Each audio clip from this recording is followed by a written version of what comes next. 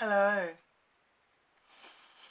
Hi, I'm Jocelyn, and, well, as you might be able to tell from the pretty grim mood lighting, things are serious.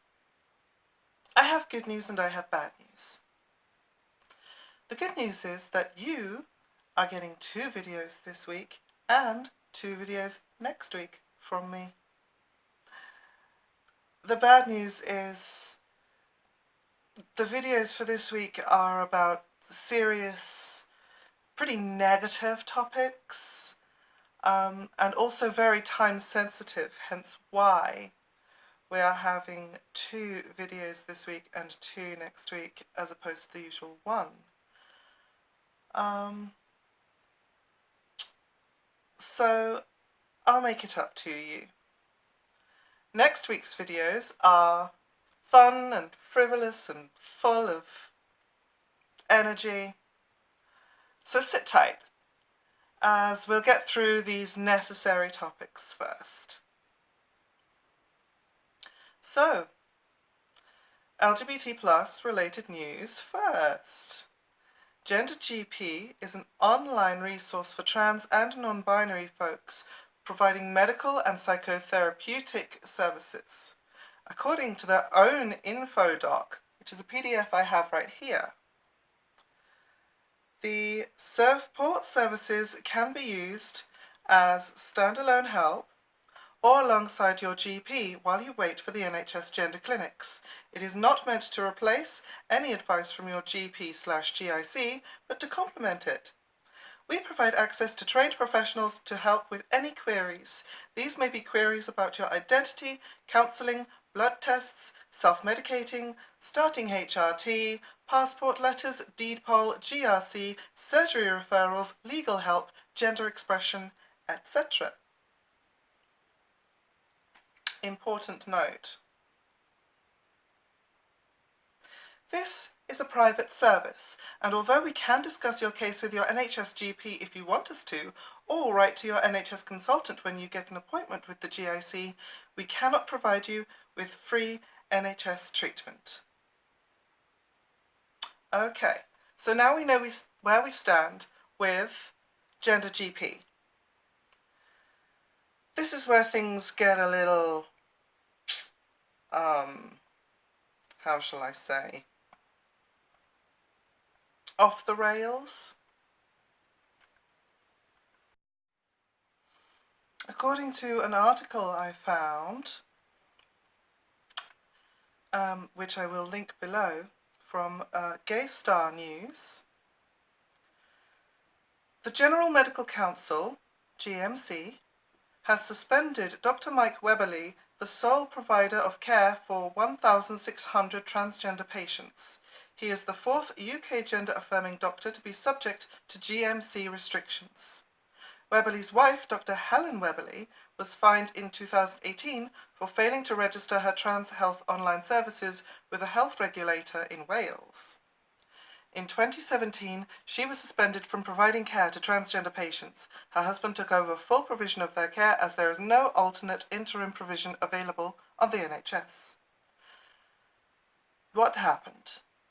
Dr. Mike Webberley appeared before the Medical Practitioners Tribunal Service. The hearing followed a report commissioned by the GMC to provide an expert opinion on Dr. Webberley's work. The expert witness was asked to evaluate Dr. Webberley's qualifications, training and expertise in this field. Furthermore, he evaluated the care given to 3 younger gendered variant patients. The expert opined that Dr. Webberley was not qualified to provide care to trans patients. He also felt that Dr. Webberley has not undertaken any recognised training pathway in transgender care and was not a specialist registered to be able to provide such care. However, GenderGP claimed that GMC failed to share Dr. Mike Webberley's CV, his resume of clinical experience, or his response to the allegations against him. Despite the GMC legal team offering their apologies for that omission, the GMC tribunal went ahead and suspended Dr. Weberly from all medical activities. The GMS was also fully aware that any temporary suspension would result in the abrupt cessation of care to Dr. Weberly's patients. This is yet another body blow to those members of the trans and non-binary community who are unable to access timely care on the NHS, Dr. Mike Weberly told GSN in a news statement. Weberly has been a hospital consultant for 23 years and an NHS doctor for 34 years. Although he specialised in gastroenterology, his specialties include acute and chronic medical conditions, surgery, paediatrics, endocrinology, and psychiatry. I have worked with patients of all ages throughout my career, including looking after young Crohn's patients with delayed puberty. Latterly, I have specialised in the field of transgender care, an area which notoriously lacks enough doctors to treat the growing demand. He furthermore added, at no point, other than during this period of time working with gender-variant people, has my ability to care for patients been called into question. In the UK, transgender and non-binary people are made to jump through hoops time and again to access the healthcare they need. In no other area of medicine is this level of blatant discrimination allowed. This group of people has the same rights as any other person in the UK to be able to access interim services while they wait for care on the NHS. If UK doctors are to be blocked from providing this care, alternative provision must be made, or people will be forced to self-medicate with no support or monitoring. Surely this cannot be an acceptable outcome as far as the GMC is concerned. What's next? Following the GMC decision, the Weberlys are taking all gender GP services outside of the UK. We will not give up on the trans community. We will continue to manage Gender GP as an organisation from Malaga in Spain, where we will spend a large part of our time and to oversee the multitude of trans-friendly services that people can access via the website, Weberly said. He then added, we will also continue to fight for the rights of gender-variant people to fair access to healthcare via our advocacy work. The investigations into Helen and Mike Weberly are still ongoing and no definitive conclusions have been made. An interim orders tribunal can suspend or restrict a doctor's practice while a GMC investigation continues if it is necessary for the protection of the public or otherwise be in the public interest or in the interests of the doctor, a spokesperson for GMC told GSN. So, what does that mean? Well, the timing on this could not be more devastating. For me, personally, I only just reached out to them and was trying to find practical ways of finding, basically finding the money to pay for their services. On a wider scale, this news hurts the trans and non-binary community in the UK. For those of you who don't know, trans services, health services, are terrible right now. Those of us wishing to medically transition have few options. The NHS. The problem here is the astronomical waiting lists. I have here my letter from the most local gender identity clinic.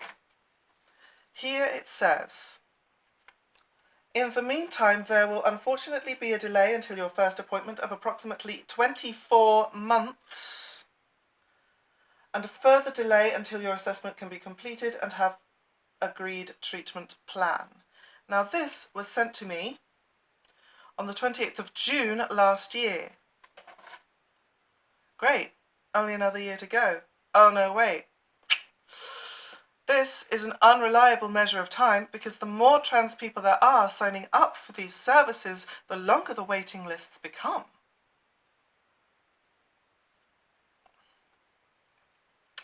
Second option, private healthcare. Now, the problem here is the cost. As I stated, I was trying to figure out a way to raise money to pay for these services from Gender GP. And to be honest, their rates were the most reasonable I found. And of course, I'm still going to continue to look into,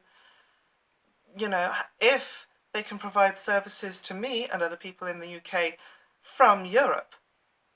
And can they work with my GP, who has been as supportive as possible, but has no experience in the field. So after what this, tribunal has decided,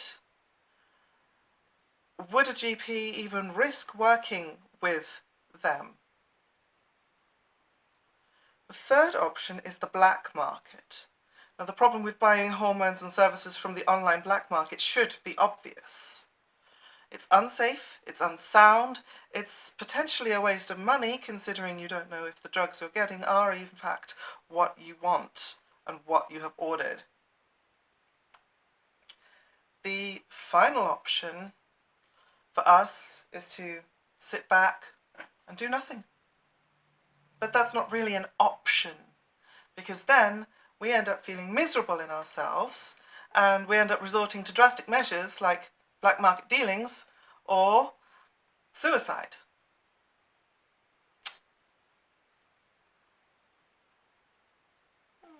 Funsies.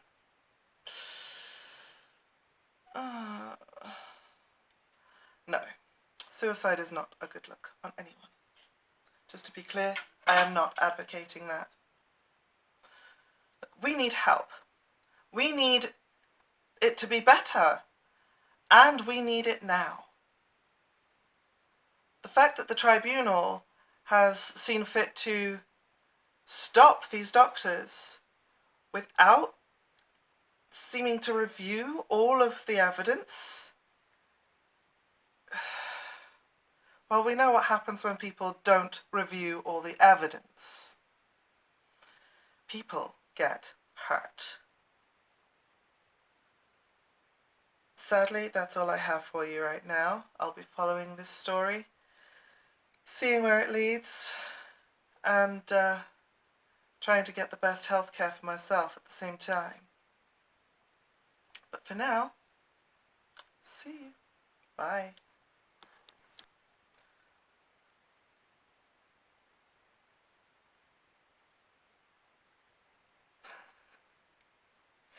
Oh, fuck these gloves. I can't press the thing with the... Well,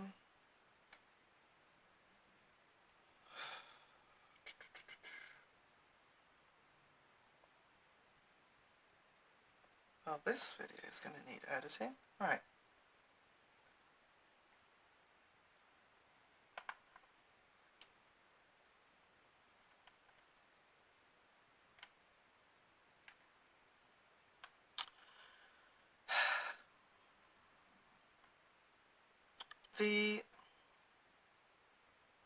Holy crap, is that all the time I've got left? How is that possible? Shit.